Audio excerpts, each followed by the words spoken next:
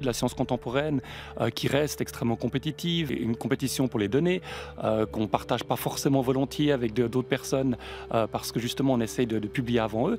Et c'est cet aspect-là en fait qui les gêne. Et ils pensent que quelque part la science, s'il est fait collectivement, de manière ouverte, sera plus productive.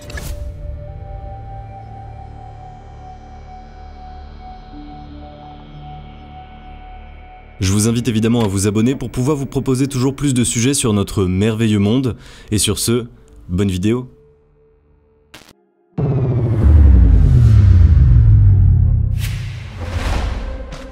Avant de parler des GAFA ou même du pouvoir qu'ils exercent sur le monde scientifique, on a besoin de recontextualiser le sujet. Et ça commence simplement par se poser une question: comment fonctionne la recherche scientifique ?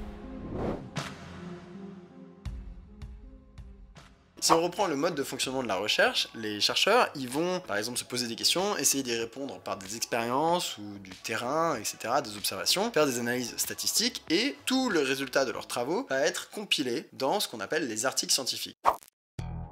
Le fait de faire des expériences du terrain ou même des observations permet de récupérer des données, les compiler, les analyser et en déduire des résultats. La recherche se base donc sur ces données, qu'elles soient collectées par les chercheurs eux-mêmes lors d'une étude, par d'autres acteurs ou même grâce à des objets connectés comme le bandeau vu précédemment. Donc la recherche dans son ensemble utilise toujours cette même démarche scientifique qui se base sur les données récoltées. Ce qui est nouveau aujourd'hui, c'est surtout la manière dont sont produites la majorité des données dans le monde. Avec le digital, notre manière de produire des données a drastiquement évolué. On peut maintenant en obtenir de plus précises et en quantité monstrueuse. Pour vous donner une idée, en 2018, IBM annonçait que 90% des données mondiales avaient été créées entre 2016 et 2017. Et selon le IDC, la quantité de données qui sera produite par jour et par personne en 2020 sera de 1,7 mégaoctets. Soit 1 160 000 gigaoctets par jour, soit un peu plus de 5 millions de fois la trilogie de Seigneur des Anneaux, HD et en version longue. Toutes ces données produites, on les appelle les big data. Les big data ou grosses données en français, désignent simplement l'ensemble des données numériques produites par les nouvelles technologies. Donc c'est assez large. On parle des données qui sont soit récoltées par un objet connecté, soit de votre dernier achat par carte bleue, ou même des documents rangés depuis 2 ans dans une vieille clé USB. Toutes ces données, qu'elles soient sur des serveurs, un disque dur ou tout autre espace de stockage, connectées à Internet ou non, au final elles font toutes partie des big data.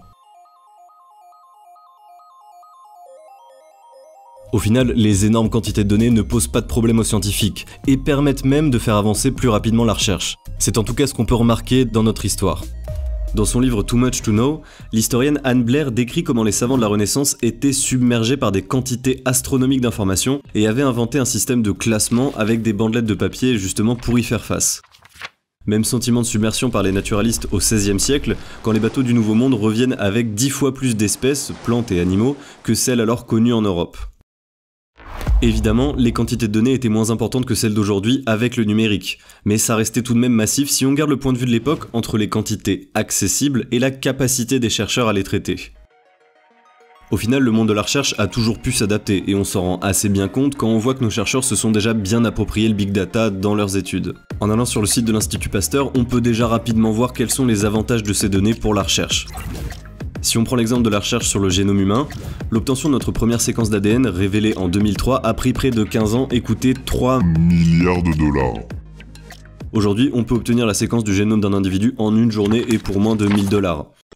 Ce coût, qui ne fait que baisser, permet à des patients volontaires de transmettre leurs données qui servent pour la recherche sur l'autisme, les cancers, les maladies neurodégénératives et plein d'autres. Avant, un généticien se basait sur l'analyse de seulement quelques gènes chez un nombre limité de patients. Aujourd'hui, il peut accéder à l'information de l'ensemble du génome de centaines, voire de milliers de personnes, en les associant à d'autres données. Au-delà de la santé, de multiples domaines pourraient profiter de ces informations. Pour citer Bruno Strasser, les données collectées par les plateformes ont une forte valeur scientifique et intellectuelle. Leur étude permettrait de mieux comprendre le monde social, politique, épidémiologique. Pourtant, ces informations ne sont pas mises en commun. Le défi majeur pour les chercheurs aujourd'hui, c'est l'accès et l'analyse de ces données qui sont stockées sur des serveurs privés et très rarement partagés.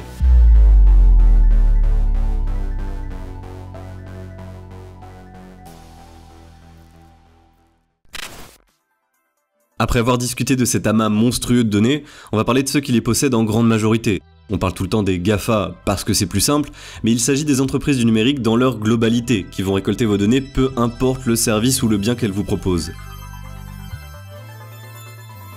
Pour vous donner une idée de ce que ces entreprises peuvent savoir sur vous, on va prendre l'exemple de l'un des meilleurs, si ce n'est le meilleur, lorsqu'il s'agit de récolter vos données, Google. Google est probablement celui qui en sait le plus sur vous, entre vos recherches internet, les sites que vous consultez via Chrome, les vidéos que vous regardez sur YouTube, vos déplacements grâce à Maps ou Waze, email et agenda via Gmail et autres informations sur votre santé grâce au smartphone ou aux montres connectées.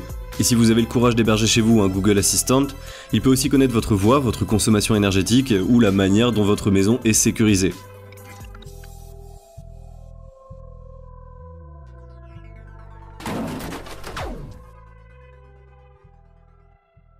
Des collectionneurs de données, il y en a toujours eu. En 1953, un naturaliste écrit en s'adressant directement au musée à propos des données qu'il possède. Il les interpelle en expliquant « Vous en êtes les dépositaires, la collection vous appartient, mais paradoxalement pas les éléments qui la composent. » L'idée est d'éviter que ces données soient enfermées dans le bureau d'un chercheur ou d'un collectionneur qui en tire un profit personnel. Avec le numérique, on a affaire à de nouvelles collections dont la propriété peut être sérieusement remise en question. Propriété attribuée de fait à ces nouveaux collectionneurs, de par leurs conditions générales d'utilisation, souvent validées d'un simple clic. Accepte! Je les vois même plus! Accepte! J'en veux pas dès que tu acceptes! Arrêtez! Le truc, c'est que côté entreprise, la majeure partie des données privées, source potentielle de profit, sont gardées pour une exploitation économique, ces derniers ne souhaitant pas partager la poule aux œufs d'or, même lorsqu'il s'agit de faire avancer la recherche. Salut, nouvelle vidéo, nouvelle journée avec. Aujourd'hui, je suis à Paris devant l'Institut Pasteur. Et pour les chercheurs, travailler pour un organisme à but non lucratif comme l'Institut Pasteur est aussi un choix de vie important. Mais effectivement, j'ai fait le choix de travailler dans la recherche publique parce que je crois dans la connaissance qu'on peut vraiment apprendre plus, faire avancer les connaissances, et je pense que c'est fondamental pour la société.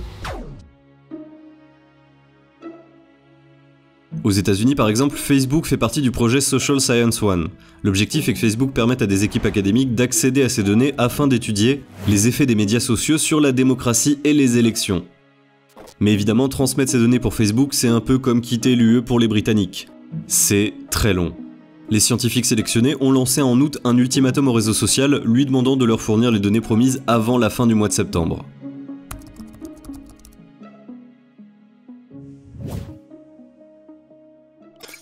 On pourrait se dire que les données possédées par ces entreprises sont risibles pour la recherche, et ne représentent rien que les chercheurs ne puissent étudier eux-mêmes.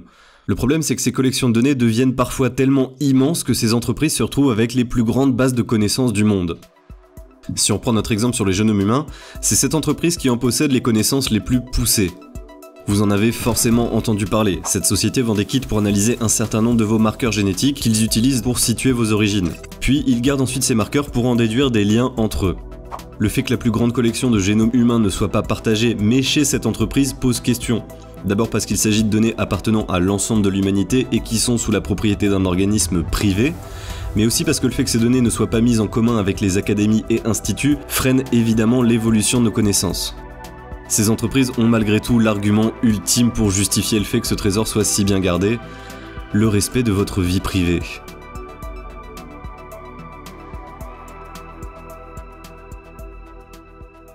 Cet argument, on a envie de le croire. Après tout, aussi opaques que soient les conditions d'utilisation qui les autorisent à posséder vos données, elles représentent un contrat qui nous lie à elles. On leur accorde notre confiance pour prendre soin de nos informations. Si on revient sur Facebook, pour se justifier de ne pas avoir fourni les données promises aux scientifiques à temps, le réseau social a dit avoir travaillé sur une anonymisation de ces données, car c'est bien la résolution de ce problème qui aurait pris plus de temps que prévu. Le problème, c'est que cet argument ne tient pas la route. Car comme nous l'a montré Snowden avec les révélations de l'affaire Prism, la NSA et le FBI ont accès aux serveurs de plusieurs géants américains de l'internet, dont Microsoft, Yahoo, Apple, Google et Facebook. Et ça, même l'administration Obama l'avait confirmé suite aux révélations. Donc au final, l'anonymisation des données semble avoir une importance toute relative, surtout que la possibilité de demander directement aux personnes qu'ils souhaitent de partager leurs données pour la recherche n'a même pas été proposée. Ce qui paraît plutôt illogique si on place le respect de la vie privée des utilisateurs au premier plan.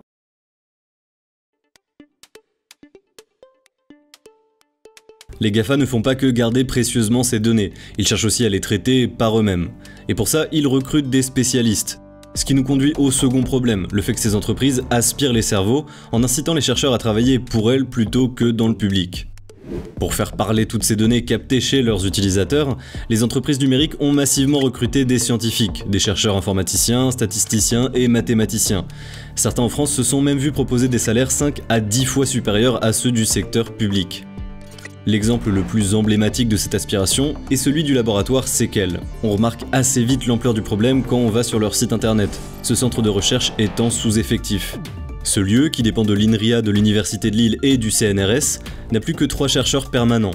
6 des absents ont été recrutés ces dernières années par Google et Facebook.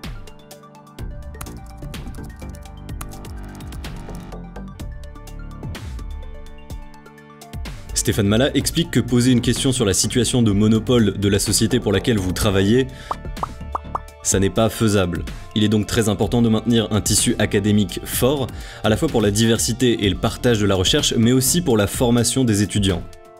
On ne peut évidemment pas en vouloir aux chercheurs de choisir une voie dans laquelle ils peuvent vivre mieux et avoir accès à de meilleures ressources, mais il n'est certainement pas sain que le monopole qu'ont ces entreprises sur certains marchés s'étende jusqu'à monopoliser certains savoirs.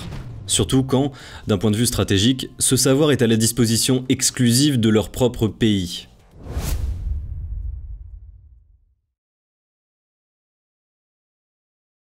Donc, est-ce que les GAFA confisquent la science ? Il semble en effet qu'une partie des connaissances ne soit plus produite par les acteurs traditionnels. Et est-ce que c'est un problème en soi ? Pas forcément, à partir du moment où ces données et leurs résultats restent à la disposition de tout un chacun. De plus, le fait que les données soient partagées au monde de la recherche ne signifie pas non plus qu'il n'y aura aucun abus de leur part. De telles expériences se sont déjà produites. Que nos données soient utilisées à des fins commerciales pour mieux cibler vos publicités ou soient utilisées pour faire progresser la recherche, dans tous les cas, on ne nous demande pas forcément notre avis, mais si on avait le pouvoir de choisir quelle utilisation en est faite, entre ces deux options, pour beaucoup, le choix serait assez rapide.